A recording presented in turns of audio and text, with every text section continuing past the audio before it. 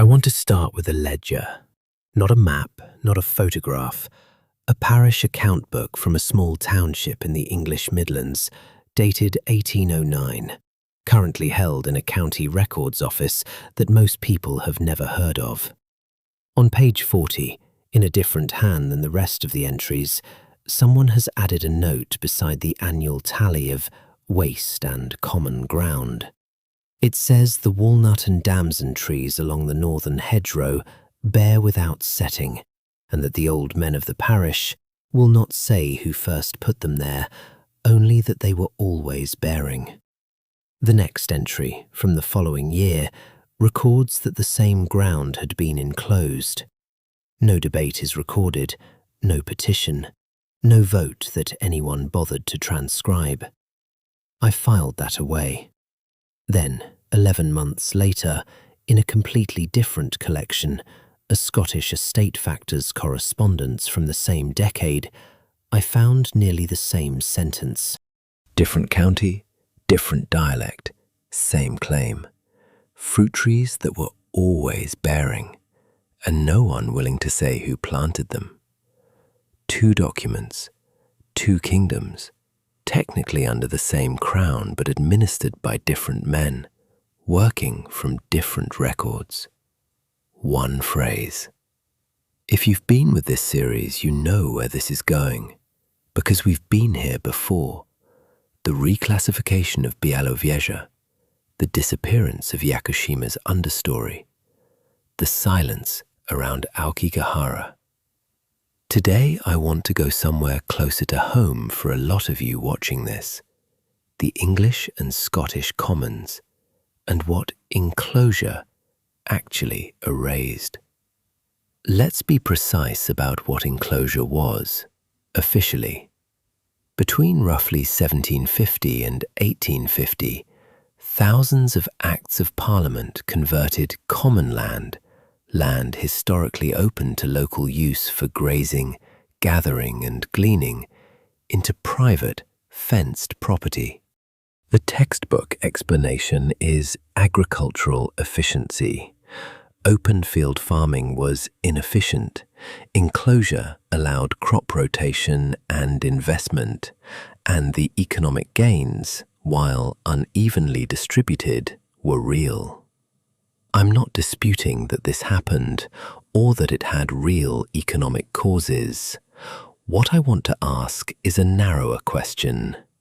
In parish after parish, the enclosure surveys that preceded these acts, the actual field books drawn up by the commissioners sent to assess the land, repeatedly describe mature fruit and nut tree stands on common ground with, in the surveyor's own words, no known planting. Not young orchards, not recent plantings by a named tenant. Trees old enough that nobody living could say who had planted them, arranged in more than one surviving field book in what the surveyor calls regular order, despite standing on land that had never, according to any prior record, been formally cultivated. This raises a simple but critical question. If the commissioner's own documents describe organized, mature, food-bearing plantations with no recorded origin on land officially classified as waste, why does the word waste survive into the legal record at all? Let's go further back, because the pattern doesn't start in the 1700s. In the Doomsday era manorial records, and I want to be careful here because these are fragmentary and heavily translated from Latin, there's a recurring land classification, silva pastilis, roughly forest fit for feeding, distinct from silva regis, the king's hunting forest. The distinction matters. One category describes land managed to produce food, the other describes land reserved for sport. By the time of the later medieval forest law reforms, silva pastilis as a legal category has effectively vanished from the record. not the land, the category. The same land keeps appearing in later surveys, just reclassified as common waste or royal forest, with no transitional document explaining why a category that once distinguished productive managed land from hunting reserve was simply allowed to disappear from the vocabulary of English land law. You cannot legally protect a category of land that your own law no longer has a word for. Now let's cross the Atlantic briefly, because the pattern doesn't stay in Europe.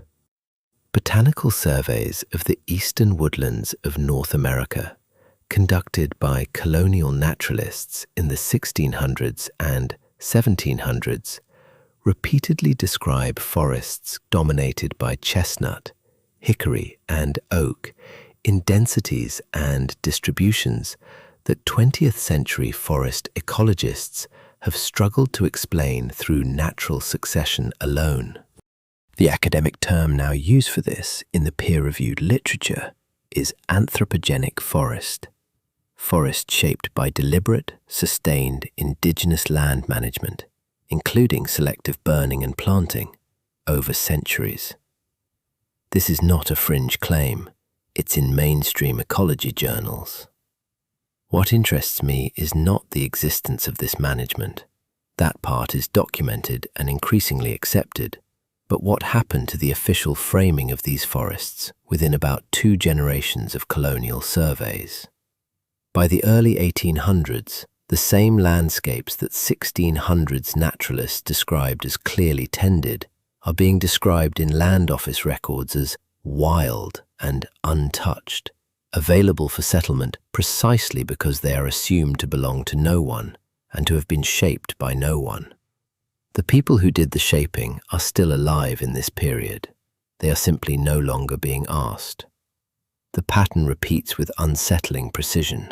Land that is managed gets reclassified as land that is empty, and the reclassification consistently precedes the transfer of that land into someone else's hands. Here's where I want to name the thing I keep circling. In the last episode, we talked about the Tartaria boundary lines on pre-1750 maps and how they trace almost exactly onto Białowieża's western edge. I've since had several of you send me something I hadn't seen. Early estate maps of English common land, particularly in the East Midlands, occasionally carry a marginal notation. Ancient wood, spelled in the old form, distinct from the standard cartographic symbol for forest used elsewhere on the same map. It's a small thing. It might mean nothing more than a cartographer's personal habit, but it appears disproportionately over exactly the commons that enclosure surveys later describe as containing unexplained mature fruit-bearing stands. I'm not going to claim more than the correlation supports.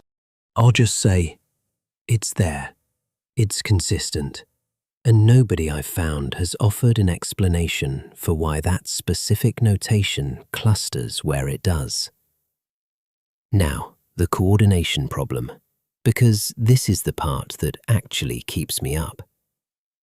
Between roughly 1750 and 1850 in Britain, between roughly 1600 and 1850 across the North American colonies and early United States, and, as we covered last time, between 1850 and 1910 across Russia, Meiji Japan, and the American West, we have 3 separate, centuries apart, geographically distant processes that all end at the identical place. Land once described as productive, managed, and food-bearing gets relabeled as either waste, awaiting improvement, or wilderness, awaiting preservation. 2 words that sound like opposites and function administratively exactly the same way. Both remove the land from communal food use. Both erase the prior managers from the record. Neither process required international coordination in any conventional sense, and yet the outcome, dispossession dressed as either progress or protection, is identical across three empires that were not, for most of this period, cooperating with each other at all. I want to be careful here, the way I try to be careful every episode. I am not saying enclosure commissioners and Meiji forestry officials and American land office clerks were reading from the same secret playbook. I have found no document that supports that, and I'd be skeptical of anyone who claims to have one.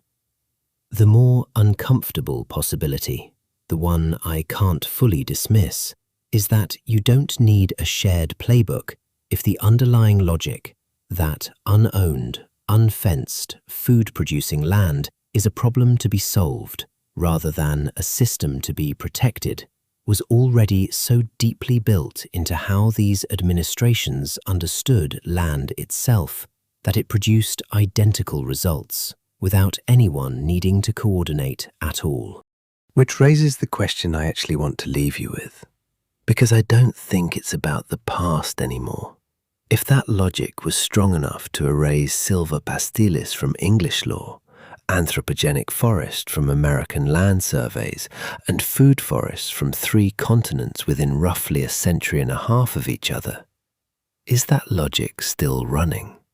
Is there a version of it operating right now, quietly reclassifying some kind of commons we still can't see, because we too don't currently have the word for it?